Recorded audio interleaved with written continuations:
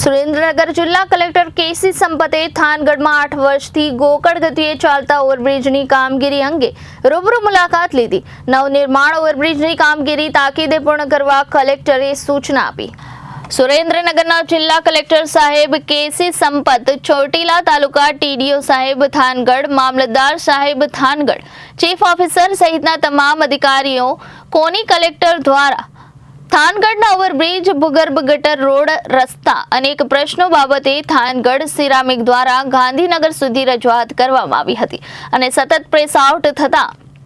જિલ્લા કલેક્ટર સાહેબ રજામાંથી આવીને તરત જ થાનગઢની મુલાકાત લીધી હતી। તમામ ભારતીય જનતા પાર્ટીના પદાધિકારીઓની સાથે મુલાકાત કરી હતી અને થાનગઢની ઓવરબ્રિજ છેલ્લા 8 વર્ષથી ગોકુળ ગતિએ ચાલી રહ્યો છે તેની રૂબરૂ મુલાકાત લીધી હતી અને કોન્ટ્રાક્ટરને કડક શબ્દમાં સૂચના આપી દેવામાં આવી હતી કે 26 જાન્યુઆરીએ થાનગઢનો ઓવરબ્રિજ ઓપનિંગ કરવામાં આવશે અને તે પહેલા પૂરું કરવાનો રહેશે। ત્યારે થાનગઢના ઓર્ડર બ્રિજ પર ચડીને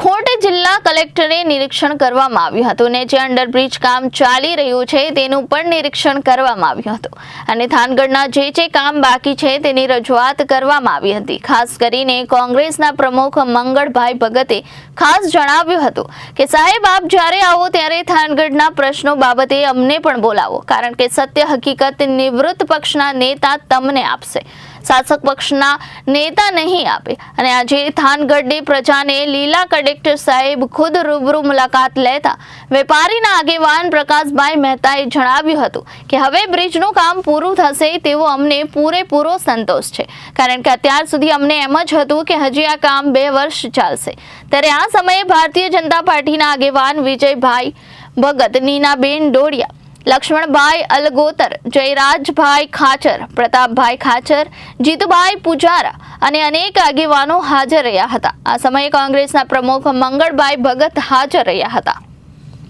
થાનની એક બહુ જ મહત્વની જરૂરિયાત એવો જે બ્રિજ છે એ લગભગ જે છે એ તૈયાર થઈ ગયો છે અને જે આમ 26 જાન્યુઆરી અમે કહ્યું છે, પણ મને લાગે છે ત્યાં સુધી મુલાકાત મેં લીધી તો ફેબ્રુઆરીના અંત સુધીમાં જે બ્રિજ છે એ આપણે ઓપરેટ કરી શકશું અને ખાસ કરીને એના જે સાઇડ રોડ્સ છે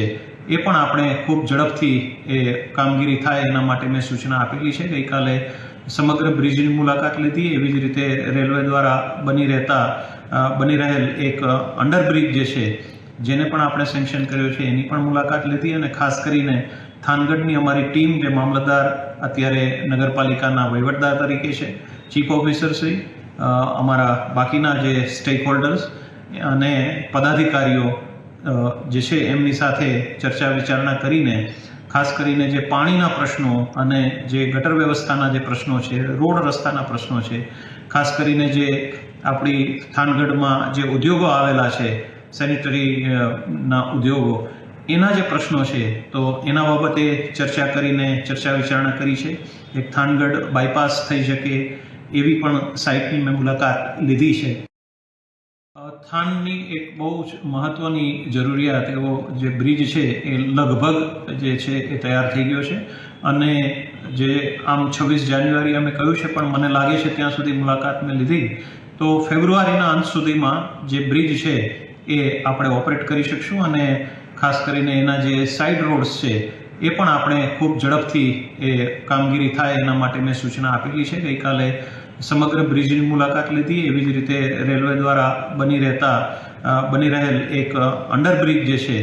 જેને પણ આપણે સેન્કશન કર્યો છે એની પણ મુલાકાત લીધી અને ખાસ કરીને થાનગઢની અમારી ટીમ જે મામલતદાર અત્યારે નગરપાલિકાના વહીવટદાર તરીકે છે, ચીફ ઓફિસર શ્રી, અમારા બાકીના જે સ્ટેક હોલ્ડર્સ